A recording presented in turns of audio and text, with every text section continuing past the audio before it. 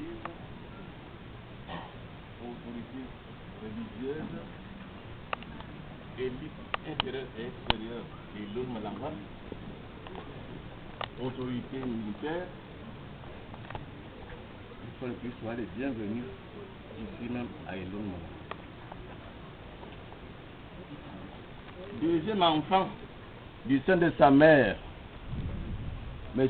Accor Bambena, que nous accompagnons aujourd'hui à sa dernière demeure, est né le 27 juin 1945 à Bibia, arrondissement Lodov, mais originaire de Lone Malanga, arrondissement de Boulouba à l'époque. Il fréquente les écoles catholiques de Lone et de Lodov et obtient le CP en 1960. De 60 à 68, il fait ses études secondaires de la 6e en première au séminaire catholique de Bonnet-Poupa, c'est dans la Sanaga maritime, va dans la Léquier et Sainte-Thérèse de Mboli à Yaoundé. Après la mort de son père, il présente le concours pour le recrutement des inspecteurs de police. Il y est admis. À sa sortie de l'École nationale supérieure de police, il est affecté au commissariat spécial de l'aéroport de Yaoundé. Parallèlement à ses activités professionnelles, de 70 à 72, il suit les cours de capacité en droit et en obtient le diplôme. Ramené à la direction des renseignements généraux, il assume les fonctions de chef de bureau des enquêtes des activités antinationales, puis chef de bureau des enquêtes civiles. Entre-temps, il fait la connaissance de mademoiselle Mbezelen Touma Albertine, alors élève au lycée technique des jeunes filles de Yaoundé. Ceux-ci s'unissent pour le meilleur et pour le pire par le mariage sous le régime monogamique le 21 avril 1973 au centre spécial États-Unis de Mengale. En 1974, il s'inscrit au cycle de licence en droit. Après la deuxième année, en 1976, il est admis au cycle B de l'ENAM et en sort secrétaire d'administration affecté à la présidence de la République, direction des affaires réglementaires. En juillet 1980, il est nommé adjoint au chef service de la réglementation et désigné représentant de la présidence de la République au conseil de l'administration du Sénat de Fort, ancien centre de développement des forêts. Sans relâche, il présente le concours de l'ENAM, cycle A, qu'il obtient et en sort diplômé en 1986, puis affecté au MINAT, service de l'organisation administrative.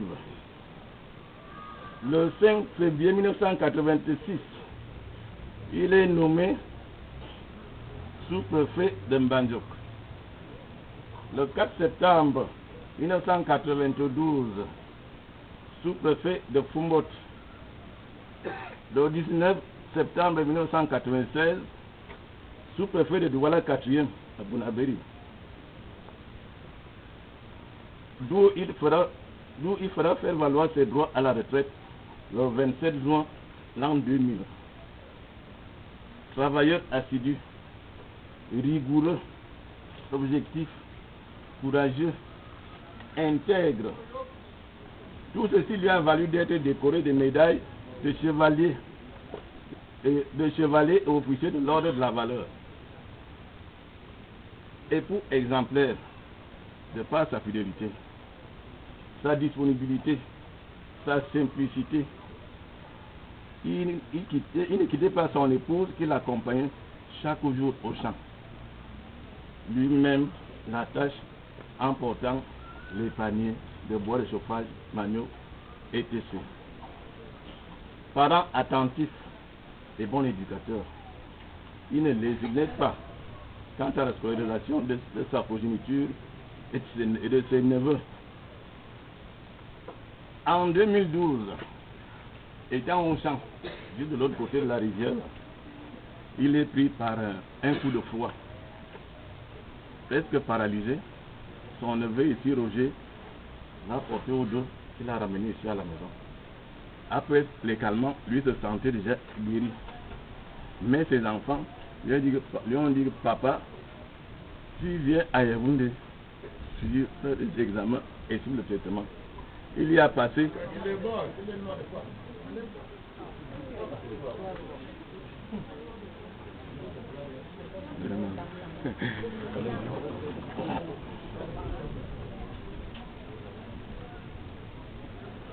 Rentré au village après 2 mois de traitement, il se portait assez bien. Je peux dire même bien. Le 7 juillet 2013, le jour que ma nièce et mon neveu étaient consacrés diacre et ancienne église, on a veillé ici jusqu'à 2 heures du matin. Il ne ressentait aucun mal, apparemment.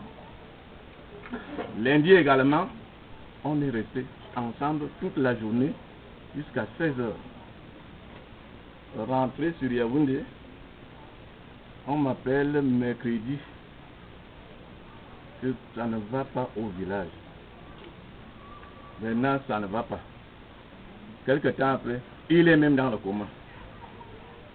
Sans tarder, ayant contacté son épouse, elle est descendue avec Michel. Ils l'ont pris ici pour Ebolova, qui a des compliqués. Malgré tous les soins, malgré tout ce qu'on a fait pour lui, peut-être c'est la première fois que les médecins disent au garde malade que ça ne vaut pas la peine. Alors quand madame m'a appelé, elle m'a dit, je lui ai demandé de faire évacuer Bernard à Yaoundé. Elle me dit, le docteur me dit que ça ne vaut pas la peine.